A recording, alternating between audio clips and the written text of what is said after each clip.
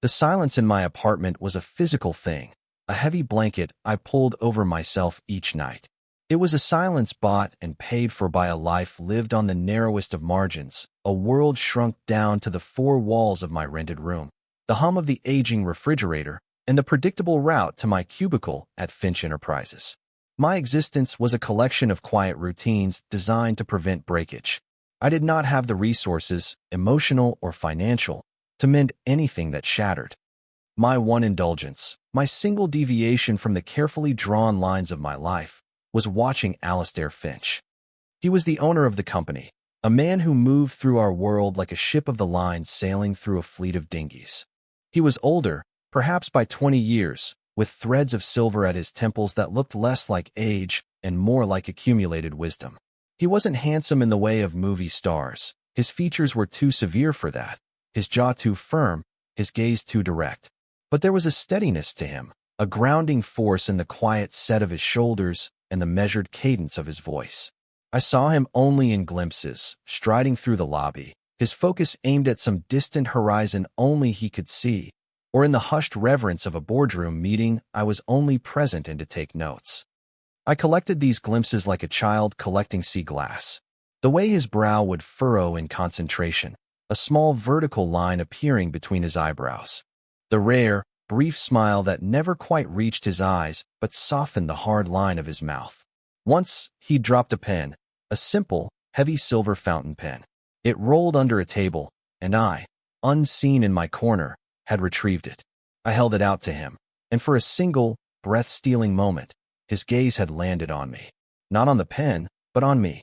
His eyes were a deep, thoughtful gray, like a winter sky just before the snow.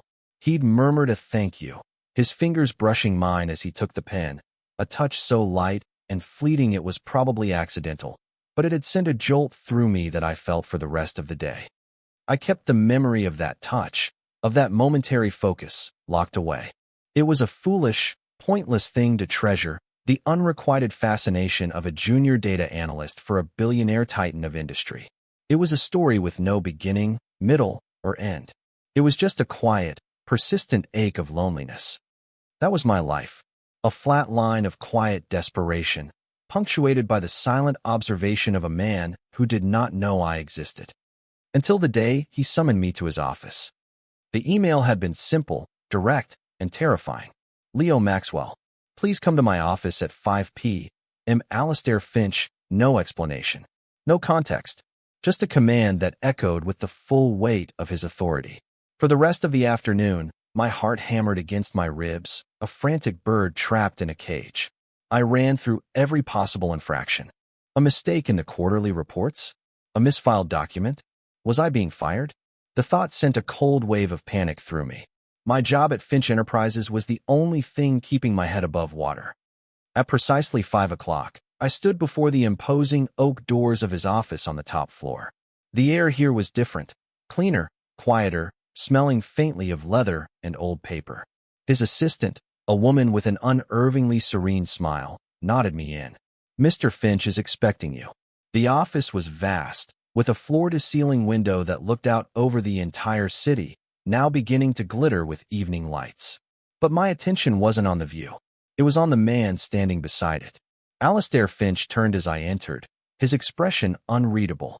In his own space, he seemed larger, more substantial.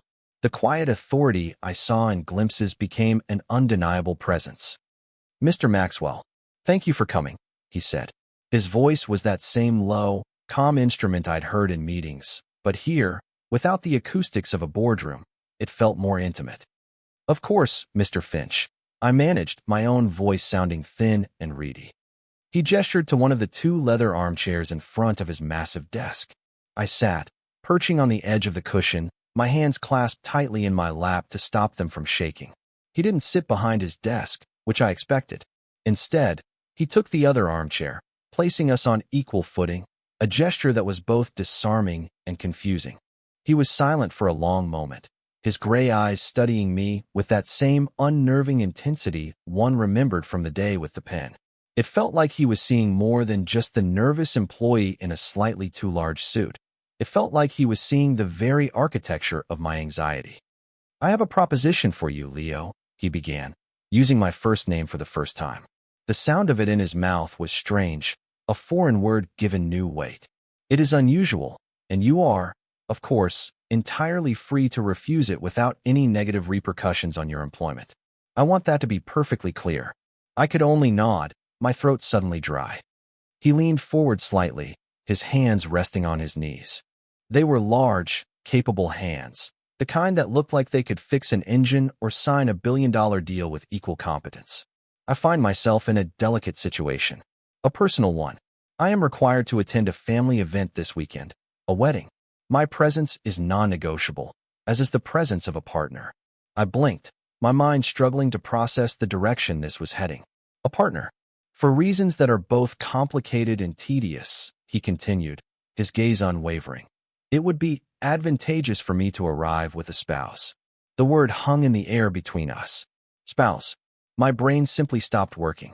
I stared at him, trying to find a hint of a joke in his severe expression, but there was none. He was completely, terrifyingly serious. And you need someone to pretend? I finally whispered, the words feeling absurd on my tongue. Precisely, he confirmed with a small, almost imperceptible nod. For one night. A temporary arrangement, strictly professional. You would be compensated, of course, generously. My thoughts were a chaotic swirl of disbelief and a wild, illogical surge of something that felt dangerously like hope. Why me? Of all the people in this city, in this company, why the quiet, invisible analyst from the third floor? Mr. Finch. Alistair. I don't understand. Why would you ask me? He looked away for a second, his gaze directed at the sprawling city below. I have my reasons. I require someone discreet, intelligent, and unassuming. Someone who is a convincing actor, perhaps, but more importantly, someone who listens. I have observed that you are a good listener, Leo. He had observed me. The words struck me with the force of a physical blow. The one-way street of my observation had apparently not been one way at all. A hot blush crept up my neck. What had he seen? A lonely man staring too long in the lobby? A fool treasuring a fleeting touch? The event is this Saturday, he went on, pulling my attention back. It would involve a flight to a private estate, a rehearsal dinner Friday, the ceremony and reception Saturday, and a return flight Sunday. All expenses covered, naturally. As for compensation for your time and performance, I would deposit $50,000 into an account of your choosing. I gasped. The number was astronomical. It was more than my annual salary. It was life-changing. It was enough to erase my student debt, to put a down payment on a small condo, to finally stop living paycheck to paycheck with my heart in my throat. It was a golden key to a life without constant, gnawing fear. But the proposition was insane. To pretend to be the husband of Alistair Finch? To stand beside him and lie to his entire family? I was a terrible liar. My face was an open book, my nerves perpetually frayed. I don't know what to say. I stammered. Take a moment, he said, his voice softening slightly. As I said, you are under no obligation. Your refusal will be accepted with no prejudice. I looked at him, really looked at him. I saw the faint lines of exhaustion around his eyes, the rigid set of his jaw that spoke of immense, sustained pressure. This wasn't a whim. This was a calculated move born of desperation. He needed this, for whatever his complicated and tedious reasons were. And in that moment, my fear was eclipsed by a different, more powerful emotion, a profound, inexplicable desire to help him, to be the one he turned to. There would be rules, of course, I said, trying to sound practical, to ground the conversation in something other than the frantic beating of my own heart. Of course, he agreed. We would need to establish a believable backstory. We would need to present a united front. We would be sharing a suite, though with separate bedrooms, naturally. Your comfort and privacy are paramount. I took a deep breath, the clean, conditioned air of his office doing little to calm me. This was madness. It was a fantasy, a dangerous, beautiful, and utterly terrifying fantasy. But it was also an opportunity, not just for the money, but for something else. A chance to step out of the gray landscape of my life, even for just one weekend. A chance to be near him, to see the man behind the myth. Okay, I heard myself say, the word small but definite. Yes, I'll do it. A flicker of something, relief, maybe something more, passed through his eyes. It was there and gone in an instant. Good, he said, his tone once again all business. My assistant will arrange for a contract to be drawn up tomorrow morning. It will outline all the terms, including a strict non-disclosure agreement. We will need to spend some time together before Friday to prepare. He stood, and I followed suit, my legs feeling unsteady. I will have a car pick you up from your apartment tomorrow evening at 7. We can have dinner at my home and begin our preparations. My home. The words echoed in my head as I walked out of his office, the serene assistant giving me another placid smile that now seemed to hold a hint of knowing. I moved through the empty hallways of the office building in a daze. The world felt tilted on its axis. Just an hour ago, I was Leo Maxwell, invisible data analyst. Now, I was to be the husband of Alistair Finch. For one night. The following evening, a sleek black car, the kind I'd only ever seen in movies, was waiting for me outside my rundown apartment building. The driver, a polite man in a crisp suit, held the door open for me. Sliding onto the cool leather seat felt like stepping into another dimension.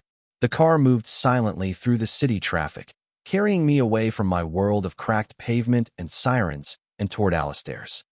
His home wasn't a mansion in the ostentatious way I might have imagined.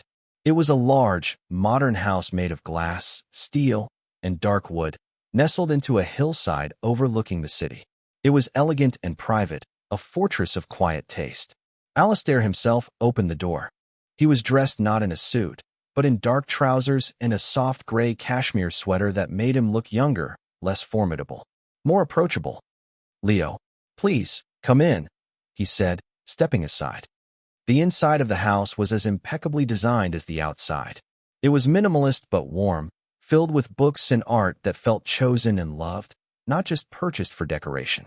The air smelled of wood smoke from a distant fireplace, and something else, something clean and subtle that I was beginning to associate with him.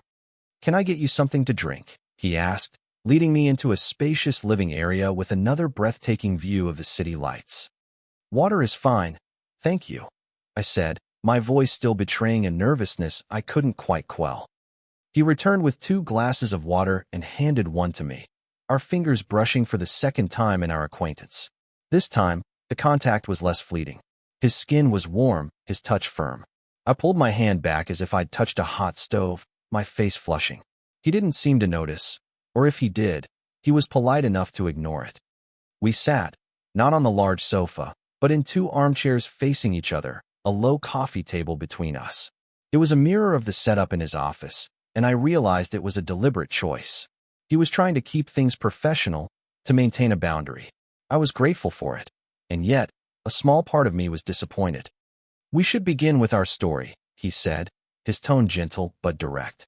"It needs to be simple, plausible, and easy for both of us to remember." For the next hour, we constructed a fictional life. We decided we had met through a mutual acquaintance at a charity fundraiser 6 months ago. A whirlwind romance. We had eloped 3 months later in a small, private ceremony. We kept the details sparse, leaving little room for error. He asked me questions about my own life, my childhood, my degree, my interests, weaving small, true details into the tapestry of our fabrication to make it feel more real, more grounded. I learned things about him, too. He spoke of his love for sailing, of the small cabin his grandfather had built in the mountains where he sometimes went to escape. He spoke not of his wealth or his business, but of the things that brought him a quiet, solitary peace. With every shared detail, the imposing figure of Mr. Finch began to recede, replaced by the more complex, more human image of Alistair. Dinner was a simple affair, served by a quiet housekeeper who then disappeared. It wasn't a formal meal. We ate at a small table in his kitchen, a beautifully designed space of stainless steel and warm wood. The conversation flowed more easily now, moving from our fabricated past to more general topics. He asked about the books I liked to read, the music I listened to.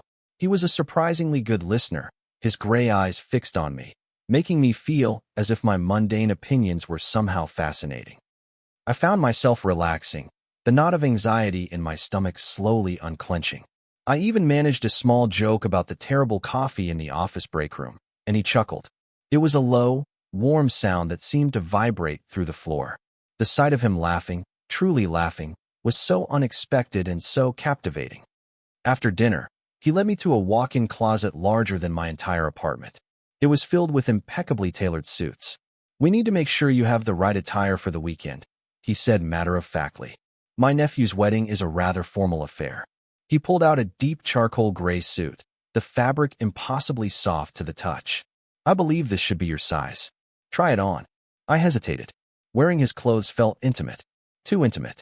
It was another blurring of the lines between our professional arrangement and the confusing, burgeoning feelings I was trying so hard to suppress. "It's just for the weekend, Leo," he said, his voice soft, as if he could read my thoughts. "A costume for the part you're playing." Reassured by his framing of it, I took the suit into a guest bathroom to change. It fit perfectly, as if it had been tailored for me. When I stepped out, Alistair was waiting. He looked me up and down, his expression serious. He walked toward me and, without a word, reached out to adjust the collar of the shirt.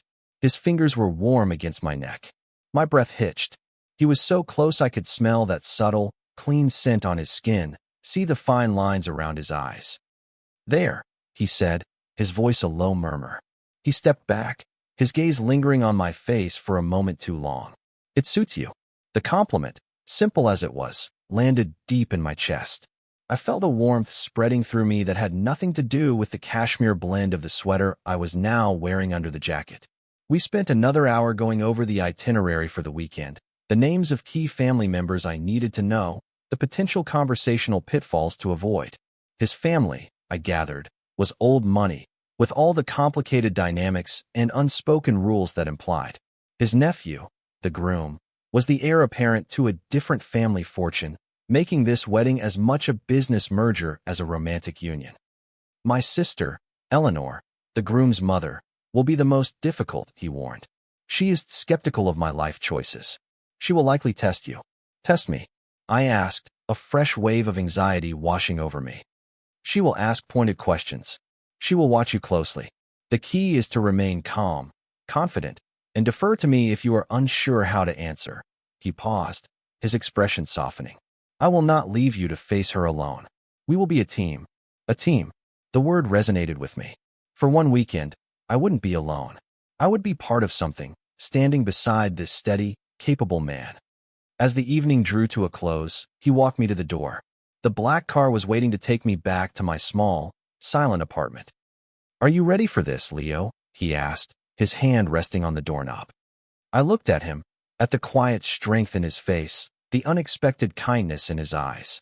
The fear was still there, a low hum beneath the surface, but it was now overlaid with a sense of anticipation, of adventure. "I think so," I said, and for the first time, I truly believed it. The flight on Friday was on a private jet. It was my first time on any plane, let alone one that felt like a luxury apartment in the sky. I tried to act nonchalant, as if this were a perfectly normal experience for me, but my wide-eyed wonder must have been obvious. Alistair, to his credit, pretended not to notice. He simply handed me a glass of sparkling water and pointed out the landmarks as we ascended over the city. We spent the flight in comfortable silence for the most part, reading. He had a worn copy of a book on ancient naval history. I had a paperback I'd grabbed from my nightstand.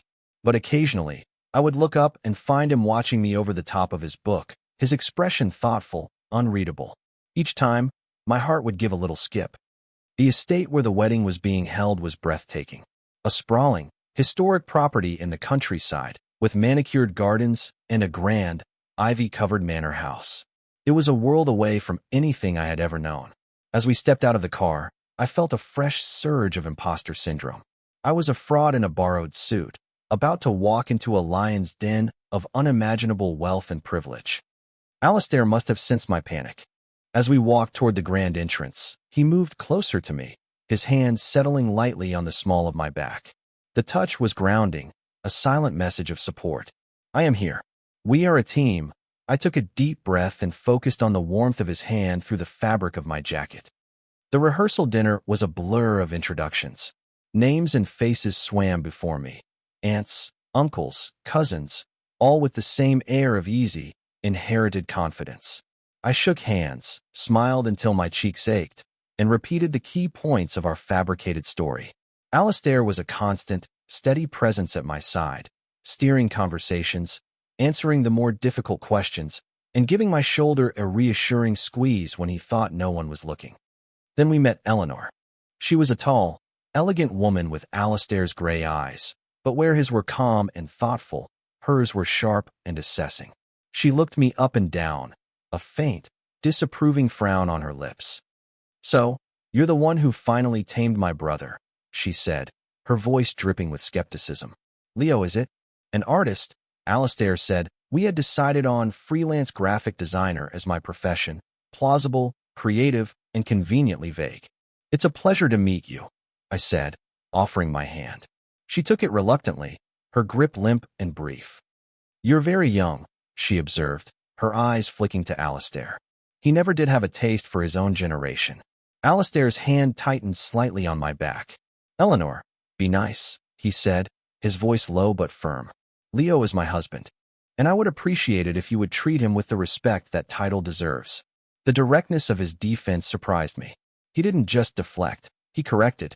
He stood up for me, for our fictional relationship, with a conviction that felt startlingly real. Eleanor raised a perfectly sculpted eyebrow, but said nothing more, turning her attention to another guest. Later that evening, after we had managed to escape to our suite, I finally let out a long, shuddering breath. The suite was opulent, with a shared living area, a fireplace, and two separate, equally luxurious bedrooms on either side. "You were right," I said, sinking into an armchair. "She's intense." Alistair loosened his tie, a weary look on his face. "That's one word for it. I apologize for her behavior. She has always seen my personal life as a puzzle she needs to solve, or a problem she needs to fix." "You handled it perfectly," I said, meaning it. "Thank you for defending me." He looked at me, a strange expression on his face. "Of course, we are a team, remember? And more than that, what she said was inappropriate. Your age is irrelevant." We were quiet for a moment, the only sound the crackling of the fire that a member of the staff had lit for us. The tension of the evening was beginning to drain away, replaced by a comfortable, domestic sort of quiet. It felt surprisingly natural to be here with him, sharing a quiet moment at the end of a long day. "You did very well tonight, Leo," he said softly. "You were calm, poised, and utterly believable." "I was terrified," I admitted with a small laugh. "You hit it well," he said, a faint smile touching his lips. "Get some rest. Tomorrow is the main event." I nodded and stood to go to my room. "Alistair," I said, pausing at the door. "Yes. Thank you. For everything." He simply nodded, his gray eyes watching me as I retreated into my room and closed the door. I leaned against it, my heart beating a little too fast. The pretense was starting to feel dangerously real. The lines we had drawn were blurring, and I was terrified of what would happen when the weekend was over and they were drawn again, sharp and permanent, between us. The next day was even more intense. The wedding ceremony was beautiful, a lavish affair in the estate's gardens. I stood by Alistair's side, playing the part of the devoted spouse, and found that it wasn't much of a stretch. I watched the way the sunlight caught the silver in his hair, the way his jaw tensed during the more sentimental parts of the vows, the way his thumb would occasionally, almost unconsciously, brush against the back of my hand where our arms were linked. The reception was a grand, boisterous event in a massive ballroom. The champagne flowed freely, and the music was loud. I managed to navigate more conversations, growing more confident with each one. Alistair stayed close, his presence a silent reassurance. We even danced one slow dance, a necessary performance for the benefit of the onlookers. He took my hand and led me to the floor. I was a clumsy dancer, but he was surprisingly graceful, leading me with a firm but gentle hand on my back. We moved together, our bodies close, the scent of his cologne filling my senses. I rested my head against his shoulder for a moment, closing my eyes, allowing myself to pretend, just for the length of one song, that this was real, that I was his, and he was mine. "Are you all right?" he murmured, his voice close to my ear. "Yes," I breathed, not opening my eyes. "Just tired." It wasn't a complete lie. The emotional toll of the weekend was exhausting. When the song ended, we made our way back to our table. As we sat, Eleanor approached, a glass of champagne in her hand and a predatory glint in her eye. "You two look so very convincing," she said. with a smile that didn't reach her eyes. Tell me, Leo, what was it that first attracted you to my brother? Was it his rapier wit or his vast fortune? The question was a direct hit, designed to wound and expose. I felt the blood drain from my face. My mind went blank. I could feel every eye at the table on us. Before I could stammer out a response, Alistair placed his hand over mine on the table. It was a simple, possessive gesture, a clear statement of ownership and protection. That's enough, Eleanor, he said, his voice dangerously quiet. But I found my voice. I looked not at Eleanor, but at Alistair. I thought about the glimpses I had collected, the quiet moments we had shared, the unexpected kindness he had shown me. And I spoke the truth. It was his steadiness, I said, my voice clear and firm. In a world that feels like it's constantly shaking, he feels solid, grounded. He makes me feel safe. The answer was so honest, so heartfelt, that it took everyone, including Alistair, by surprise. I saw a flicker of something raw and vulnerable in his eyes before he masked it. Eleanor was momentarily speechless. She stared at me, then at her brother, and for the first time, a look of genuine uncertainty crossed her face. She mumbled something and walked away. The table fell into a different kind of silence. Alistair's thumb was now stroking the back of my hand, a slow, deliberate movement. He leaned in close, his voice for my ears only. "Thank you," he whispered. The rest of the evening passed in a haze. We left early, pleading exhaustion. As we walked back to our suite under a sky full of stars, the silence between us was different. It was no longer comfortable. It was charged, filled with everything that had been said, and, more importantly, everything that hadn't. Back in the suite, the fire was once again crackling in the hearth. We stood on opposite sides of the room, the space between us feeling both vast and minuscule. The contract, the pretense, the roles we were playing. It all felt like a flimsy shield against the powerful, undeniable truth of what was happening between us. Alistair was the first to speak. He turned to face me, his expression more open and vulnerable than I had ever seen it. "Leo," he began, his voice rough with emotion. "What you said to my sister. I'm sorry if I overstepped." I interrupted quickly, my nerve failing me. It was what I felt. "Don't apologize," he said, taking a step toward me. It was the most real thing I've heard all weekend. He took another step, closing the distance between us until he was standing just a few feet away. This entire arrangement was a necessity. A business decision, I told myself. A way to manage a difficult family situation. He paused, his gaze searching mine. But I was lying to myself. I could have hired a professional actor. I could have asked any number of acquaintances. But I asked you. Why? I whispered, my heart hammering in my chest. "Because I've been watching you for months, Leo," he confessed, his voice low and intense. "I saw the way you worked, so diligently, so quietly.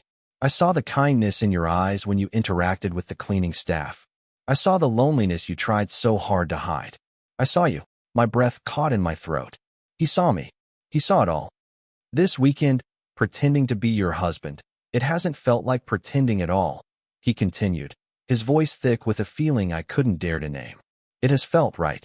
He was standing in front of me now, so close I could feel the heat radiating from his body.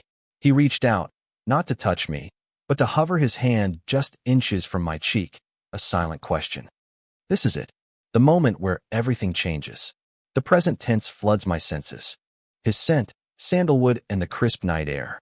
The sound of the fire, a soft counterpoint to the roaring in my ears. The weight of his gaze, a physical pressure holding me in place. I see the conflict in his eyes, the desire warring with a deep-seated sense of propriety, of responsibility. He won't cross that line unless I let him. I lean into his touch, closing the final inch of space between his hand and my skin. His fingers are warm, slightly rough against my cheek. A shudder runs through me. It has for me too. I confess, my voice barely a whisper.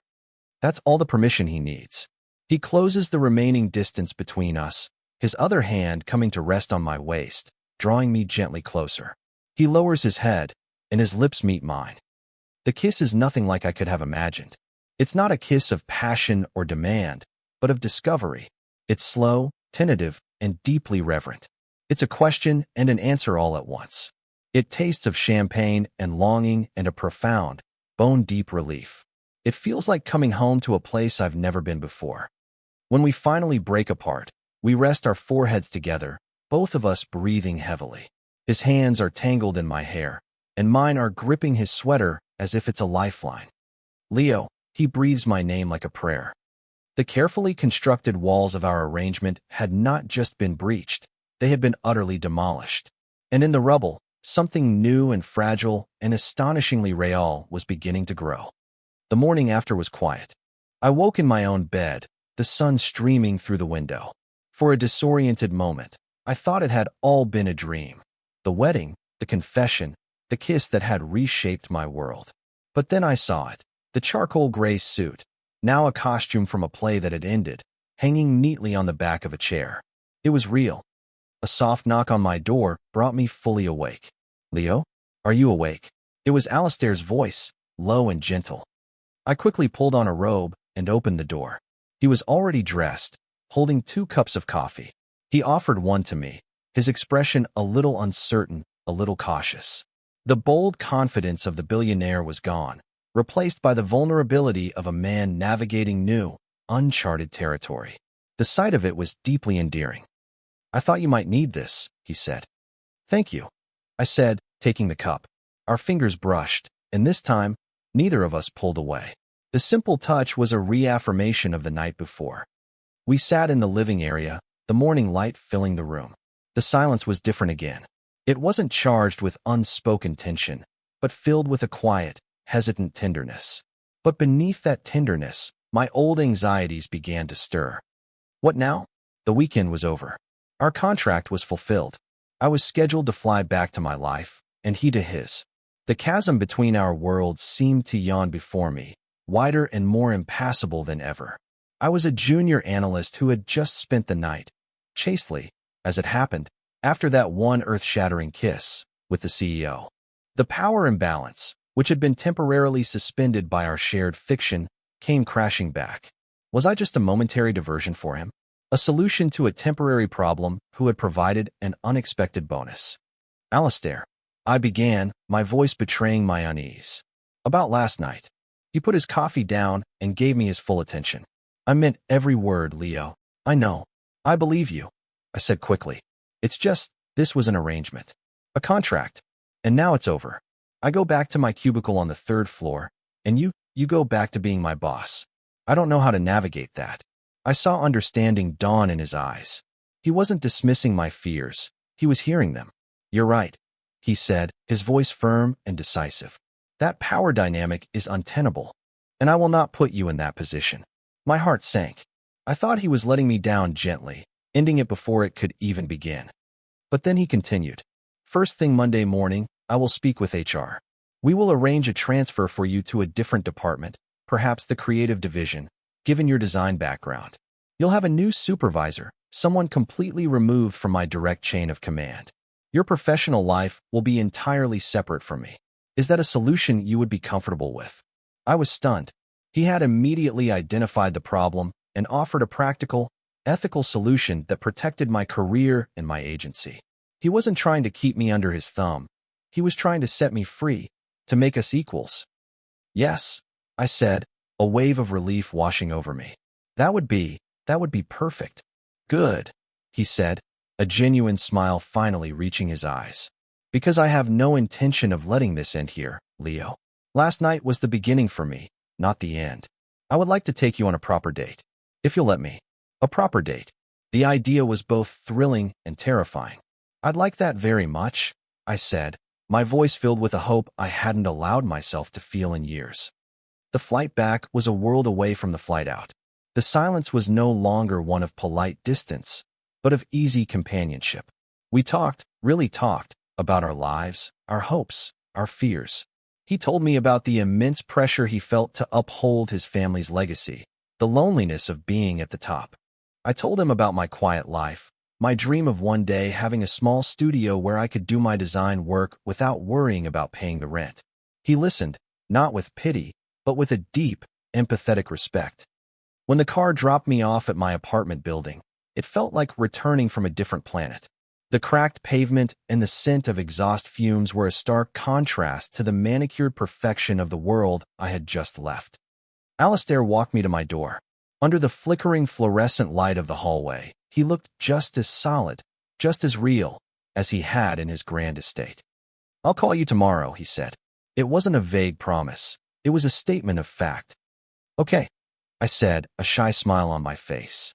He leaned in and gave me a soft, brief kiss. It was a promise, a seal on the new reality we were about to build. "Good night, Leo." "Good night, Alistair." I watched him walk away, and then I went inside my apartment. The silence was still there, but it was different now.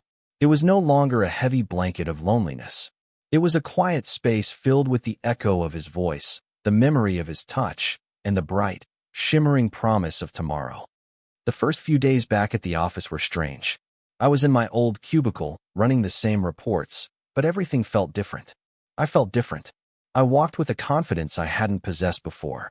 A few of my colleagues commented that I seemed happier. True to his word, on Monday, I was called into a meeting with the head of human resources and the director of the creative marketing department.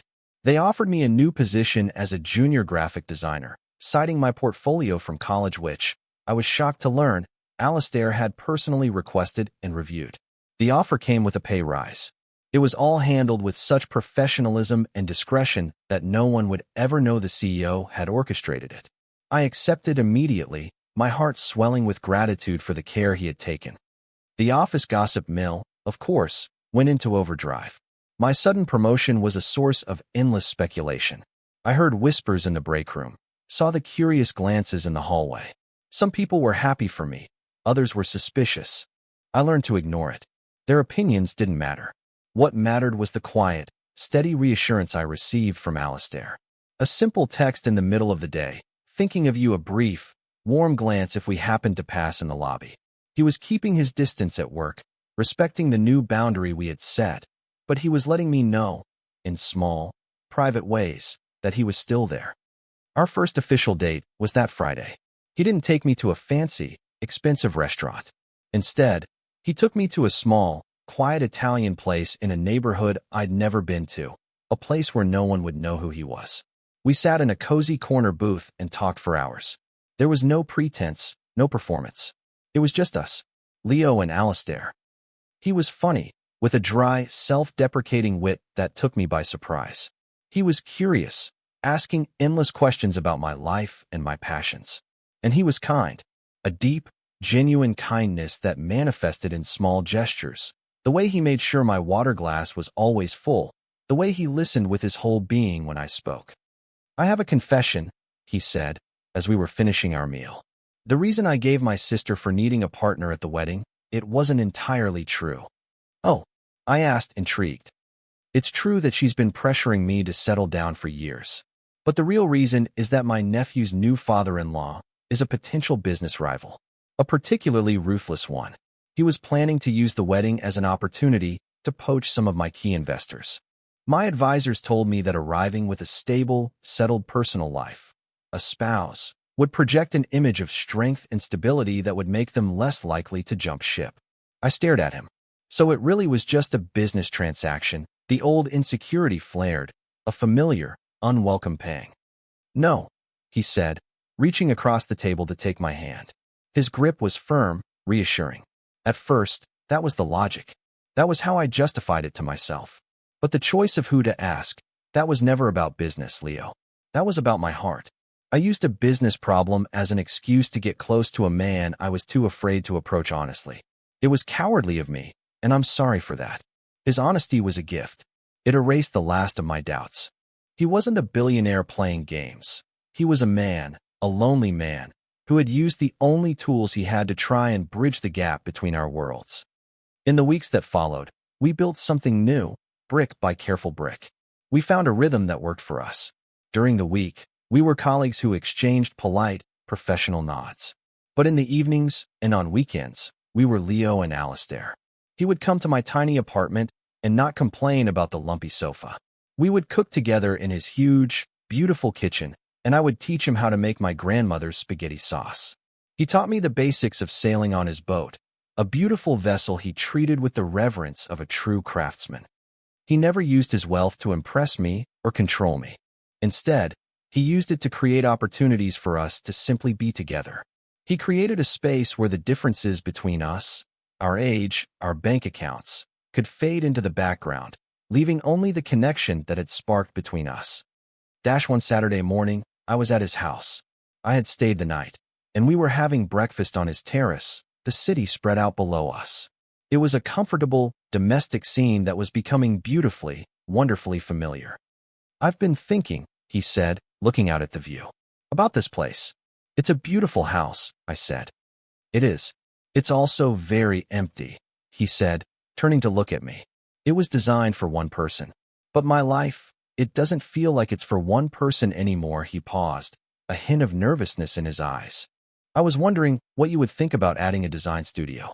Over there," he pointed to a section of the garden, "with its own entrance, so you could work on your own projects. Have your own space. Here." It wasn't a clumsy offer to move in. It wasn't an attempt to trap me in his gilded cage. It was a thoughtful, practical offer that acknowledged my dreams and my need for independence. It was an invitation to build a life here, with him, but on my own terms.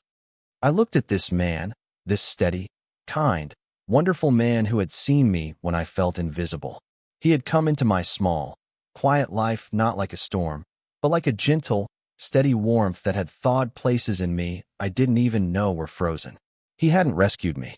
He had simply opened a door and given me the courage to walk through it myself. "I think," I said, my voice thick with emotion, a wide, genuine smile spreading across my face, "that I would like that very much." The silence that settled between us then was the best kind of all. It wasn't empty or lonely.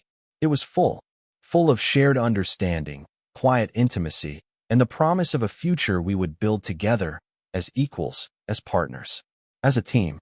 It felt solid. It felt grounded. It felt like home. Share your thoughts in the comments. What moment stayed with you? If the story resonated, a like helps others find it. Subscribe for more slow burn male/male love stories told with warmth and care.